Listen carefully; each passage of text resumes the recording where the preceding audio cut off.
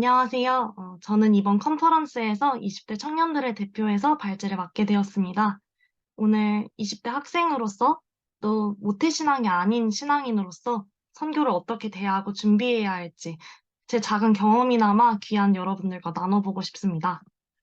오늘이 선교 컨퍼런스잖아요. 여러분은 선교를 들으시면 어떤 생각이 드실지 모르겠습니다. 먼 곳 오지로 떠나는 선교사님들이 떠오를 수도 있고 기도를 통해 기적적으로 이겨내는 순간들이 떠오를 수도 있습니다. 제게는 선교나 봉사 이런 말들이 늘 무겁게 다가왔었습니다. 저는 차마 못할 것 같은데 부담스러우면서도 하나님에 대한 부채감으로 다가왔었습니다. 그래서 저도 모르게 내가 할 수 없는 이유들을 막 이거저거 대면서 주님께 변명을 했었던 것 같아요. 먼저 제가 너무 작고 연약했습니다. 제가 저를 봐도 부족한 면이 너무 많았거든요. 감히 그리스도인이라고 하거나 혹은 내가 교회 다닌다고 말하는 것조차 떳떳하지 못하다고 생각했습니다. 또 그게 오히려 겸손이라고 여기기도 했고요. 의료선교의 특성상 아직 지식도 한참 부족한 제가 뭘 할 수 있을지 걱정이 컸습니다. 그런데 여러분 혹시 손바닥으로 태양을 가릴 수 있나요? 네. 만약에 가리려면 이렇게 태양보다 훨씬 작은 손을 눈에 가까이 대야 합니다. 사실은 눈을 가리는 겁니다. 이미 주님께서는 우리 죄를 씻으셨다고 아가서에서 어여쁜 자야 나와 함께 가자라고 하셨는데 제가 그 말씀을 부정하고 있었더라고요. 제가 작아서 제 힘으로는 안 된다라는 말이 얼마나 큰 교만인지 깨달은 후에야 조금은 더 평안해졌습니다. 아무리 손으로 가려도 태양은 늘 빛나듯이 주님은 제 연약함, 제 작음 때문에 가려지는 분이 아니더라고요. 오히려 제가 너무 작기에 우리 힘으로 절대 할 수 없는 일들을 그분이 하셨습니다. 그래서 감히 제가 어떤 일을 했다고 의스댈 수도 제가 할 수 없다고 잡아뗄 수도 없었습니다. 예수님께서 예루살렘 성에 들어오실 때 네, 저렇게 어린 나귀를 타고 오셨습니다. 나귀가 뭔가 대단하다거나 그분의 영광에 합당하기 때문이 아니었습니다. 오히려 볼품없는 나귀를 그분의 사역에 초대해 주셨기 때문에 모든 영광의 박수가 오직 예수님의 것이었음이 확연히 드러납니다. 그분의 일하심에 함께하고 싶은데 이제는 부모님이 반대하십니다. 저 또한 부모님의 반대가 만만치 않았습니다. 저는 부모님보다 먼저 하나님을 만났거든요. 교회 가는 것조차 탐탁해야 하지 않으시는 부모님이 좀 원망스럽기도 했고, 주변에서는 뭐 선교도 가고 수련회도 가는데 그 친구들이 내심 부럽기도 했습니다. 이후 믿음의 가정을 세워달라고 거의 14년, 15년간을 기도했습니다. 그게 주님 뜻에 맞는 기도라고 생각했습니다. 근데 제가 원했던 건 그냥 엄마 아빠 손잡고 교회 가는 그런 제가 바라는 이상적인 가정의 모습이었습니다. 부모님께서 하나님을 만나서 삶의 주인이 바뀌기를, 그분들도 주님의 자녀로서 기쁨으로 살아가길 바라야 한다는 걸 깨달은 건 한참 뒤의 일입니다. 여러분의 가족이 혹시 선교를 반대하신다면 축하합니다. 여러분은 첫 번째이자 가장 끝까지 기도하라고 보내신 사역지를 발견하신 겁니다. 저는 기적을 바랐던 것 같아요. 딸이 기도해서 부모님이 하나님을 믿는데 이런 좀 아멘 스토리를 바랐었어요. 근데 그 기적을 누가 베푸시는 건지, 왜 그렇게 일하시는 건지를 바라보진 않았습니다. 가장 큰 기적은 하나님께서 죄인인 우리를 사랑하신다는 그 말도 안 되는 은혜인데, 그래서 주님께서는 저를 기다려 주셨던 것 같아요. 제가 먼저 주님을 알고 그 기쁨을 경험하도록 기다려 주시고 도와주셨습니다. 그 뒤로 이제 어머니는 작년부터는 말씀을 읽고 교회에 가십니다. 아버지께서는 분리수거하는 동안 막 찬양을 부르시기도 해요. 근데 이렇게 해피엔딩으로 끝난 게 절대 아니죠. 하나님의 일하심은 여기까지 하고 딱 끝나지 않더라고요. 앞으로도 나아가야 할 길이 너무 많습니다. 제가 이 삶을 사는 동안 저는 제게 주신 가족들을 위해서 기도해야 하고 또 기꺼이 그렇게 할 겁니다. 그리고 그 가운데 우리는 주님의 사랑을 더 경험하고 행복을 누릴 수 있을 거라고 믿습니다. 이쯤에서 제가 선교를 오해하고 있었다라는 걸 깨달았습니다.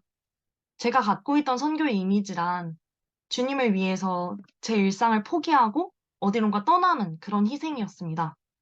그러니까 준비해야 될 것도 되게 많고, 아, 주님, 이거는 도저히 못 놓을 것 같은데 하면서 주저하고 부담스러워했습니다.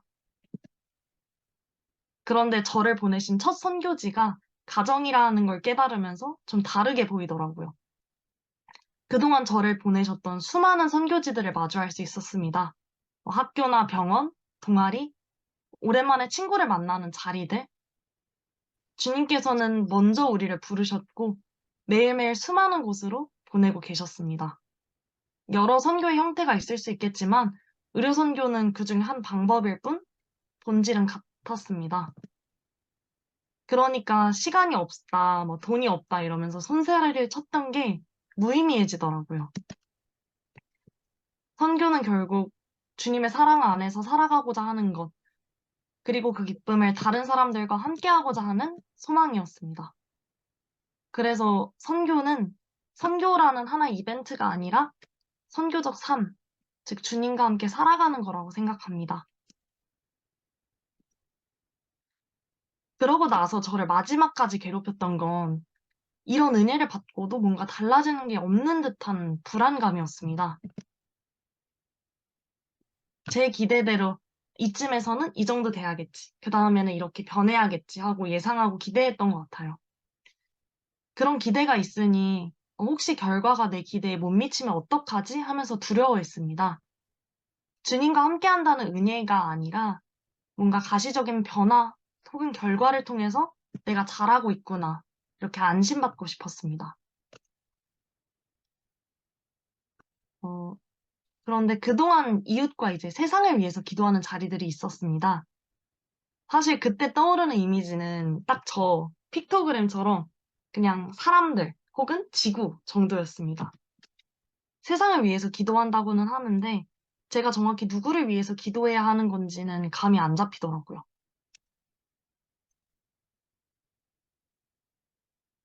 그런데 하나님과 함께 하면서 제가 기도하는 그 범위가 점점 넓어지고 있다는 걸 알게 되었습니다. 지금 저는 현재 CMF 사회부 소속으로 한 달에 한 번 어르신들을 방문하는 활동을 하고 있습니다. 제가 아직 학생이라서 의료적인 지식도 없는데, 아, 내가 가서 뭔가 할 수 있을까? 집만 되는 게 아닐까 싶어서 주저했던 것도 사실입니다. 그런데 낯선 이웃과 이렇게 오래 주기적으로 대화한 게 처음이더라고요. 그제야 이웃을 위해 기도한다라고 했을 때 이 할머니의 얼굴이 떠올랐습니다. 그리고 이분을 통해 주변의 다른 이웃들을 더 가깝게 떠올릴 수 있었습니다. 그분들의 생활이나 현실, 혹은 쓰시는 어투, 뭐 기쁨, 이런 게 와닿으니까 더 기도할 수밖에 없더라고요. 앞서 가정을 위해서 기도했듯이 제가 기도하고 사랑을 주고받아야 하는 범위가 넓어졌습니다. 사실 저도 되게 엄청 이기적이고 편협해서 상대를 온전하게 사랑한다는 게 너무 어렵거든요. 그런데도 주님은 이런 저까지도 사랑을 더 받고 경험하게 도와주셨던 것 같아요. 또 이번 여름방학 중에서는 CMF에서 몽골 단기 선교 여행을 준비하고 있습니다. 저는 몽골 하면 한 양고기? 이 정도만 떠올랐었거든요. 근데 이제는 지나가다가 몽골 얘기가 그냥 들리면 뭐지? 하고 괜히 반갑습니다. 몽골 선교를 다녀오고 나면 그때 만났던 영혼들이 또 떠오르겠죠? 그만큼 더 간절하게 더 사랑을 담아서 기도할 수 있을 거라고 감히 기대합니다. 그리고 주님은 언제나 제 기대를 뛰어넘어서 일하셨으니 그분의 일하심을 또 믿을 수밖에 없더라고요. 근데 몽골을 다녀와도 세상이 너무 넓어요. 또 다른 나라들도 너무 많고 당장 한국도 만만치 않습니다. 그래서 내가 이걸 다 할 수 있나? 좀 지칠 때도 있었습니다, 저는. 하지만 주님께서는 한두 사람에게만 주님의 일에 함께하자고 초대하시지 않았습니다. 나 혼자는 못하지만 주님께서는 또 주님이 세우신 교회는 할 수 있습니다. 각 사람을 각자의 자리에서 부르셨고 보내셨으니까 저는 그저 제게 허락하신 자리에서 충성하는 것, 그리고 제 옆에 있는 동역자들을 위해서 기도하고 응원하는 것. 그게 저에게 주어진 미션이더라고요. 그래서 저는 공동체가 반드시 필요하다고 생각합니다. 저 혼자 골몰하면은 주님보다도 제가 자꾸 커지더라고요. 우리는 너무 작은 존재이기 때문에 내 삶 속에서 드러나는 주님만 느끼기에는 주님이 너무 크십니다. 근데 우리도 살면서 그분의 아름다움을 더 경험하고 싶잖아요. 그래서 서로의 삶 속에서 세심하게 너무나도 아름답게 일하시는 주님을 볼 때 그분이 얼마나 크시고 또 한 사람 한 사람을 얼마나 사랑하시는지를 알 수 있었습니다. 나를 사랑하시는 주님이 얼마나 너를 사랑하시는지 깨닫는 그 순간이 교제라고 생각합니다. 그게 기반이 되면 내가 보기에는 저 사람 방향이 나랑 다른 것 같은데? 싶어도 받아들일 수 있다고 생각합니다. 각자 보내신 자리가 다르니까 주님으로 향하는 그 길이, 그 방향이 다른 거니까요. 결국 우리가 하나님을 찬양하고 예배하기 위한 백성임은 동일합니다. 사실 저는 이때까지 저 사람은 왜 저렇게 하는 거지? 뭐 이러면서 제 기준대로 판단하고 재단한 일이 많았습니다. 그래서 이런 편견들을 공동체를 통해서 깨워주시는 주님께 되게 감사했고 이런 귀한 영혼들을 동역자로 부를 수 있다라는 게 영광이었습니다. 제게 허락하신 CMF와 몽골은 이 세상의 극히 일부분입니다. 또 여러분들에게는 여러분께 맡기신 그 세상의 부분들이 있겠죠? 우리가 그 자리에서 충성하고 사랑할 때, 또 서로를 위해서 기도할 때, 내가 다 채우지 못할 것 같았던 세상이 주님의 사랑으로 덮이리라고 믿습니다. 우리가 먼저 주님의 사랑을 누리고 앞으로 살아가며 만나는 이들을 떠올리면서 기도할수록, 즉 선교적인 삶을 살아갈수록 세상이 주님의 사랑을 알아갈 거라고 확신합니다. 결국은 말씀입니다. 마가복음 12장 30절에서 31절까지 주님을 사랑하는 것, 그리고 주님이 사랑하시는 이들을 사랑하는 것, 이것이 바로 선교입니다. 그리고 이를 위해서 기도와 말씀으로 주님을 구하고 각자의 삶 속에서 주님이 얼마나 아름다우신지를 나누는 교제가 필요하다는 것. 이게 선교 준비라고 생각합니다. 앞서 말씀드린 대로 저는 저를 가로막는 장애물들이 이렇게나 많았습니다.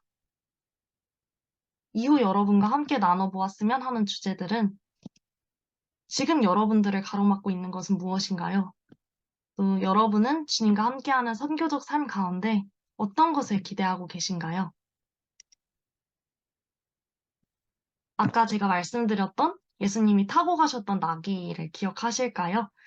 요즘 저는 그 나귀에게 많이 공감하며 살고 있습니다. 만왕의 왕, 예수님께서 우리 고삐를 잡아서 이끄시고 그분이 우리와 함께 걸어가십니다. 왕을 태웠던 나귀가 이후 누구를 태운들 그때 그 벅참과 감동이 재현될까요? 우리가 할 수 있는 건 그저 그분이 타실 자리를 마련해 두는 것, 그것뿐이라고 생각합니다. 어, 매일매일 그분과 함께하는 날들 되시길 바랍니다. 들어주셔서 감사합니다.